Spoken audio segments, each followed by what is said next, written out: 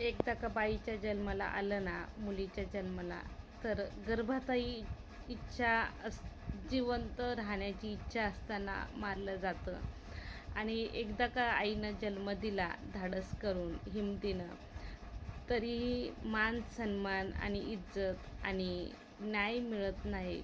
वाईट कृत्य झालं तरी न्याय मिळत नाही. सरकारला जे मागितलंय ते कधी आपल्याला भेटलं नाही. महिलांना फक्त बोलतात की 24 तास हेल्पलाईन, 24 तास हेल्पलाईन.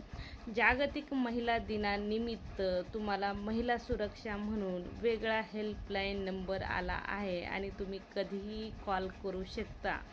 पण जिथे संकट आहे तिथे कधीच मदत झालेली नाही आहे. आत्तापर्यंत पोलिसांकडून नाही आहे, सर्वसामान्यांकडून नाही आहे. अन्याय व्यवस्था तर खूप दूरची गोष्ट आहे. मला एवढं सांगायचं आहे सरकारला की तुमच्याकडे लाडक्या बहिणींनी तुमच्याकडे लाडक्या दादांकडे विनंती केली नव्हती, पदर पसरला नव्हता की आम्हाला लाडकी बहीण योजना चालू करा आणि 1,500 रुपये आमच्या अकाउंटला येऊ द्यात, आम्हाला हातभार लागू द्यात, आमची दिवाळी गोड होईल आणि आमचं संसार गोड होईल. अशी कधीच पदर पसरलेलं नाही आहे लाडक्या बहिणीनं.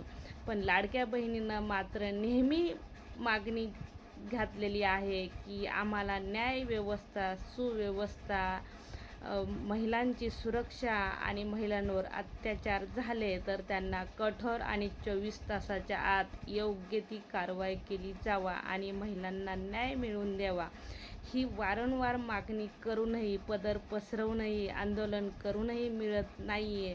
तर मग तुम्ही लाडक्या बहिणी म्हणता कशाला? जर सरकार जे चालवतात, जे न्यायव्यवस्थेत मंत्री बसलेले आहेत, त्यांच्या जर आई बहिणीच्या घरामध्ये, स्वतःच्या घरामध्ये चिमुकल्या बाळाचं असं झालं तर ते किती लवकर ॲक्शन घेतील, काय करतील, शब्दात सांगूच शकत नाही आहे. एवढ्या लवकर ॲक्शन घेतील की कोणाला काही कळूही देणार नाहीत त्यांनी काय ॲक्शन घेतली आणि काय केली.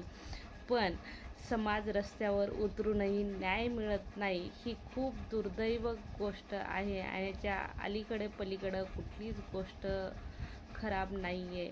अजून एकदा पदर पसरतो, लाडकी बहीण योजना बंद करा आणि महिलांना सुरक्षा द्या, हीच मागणी आहे.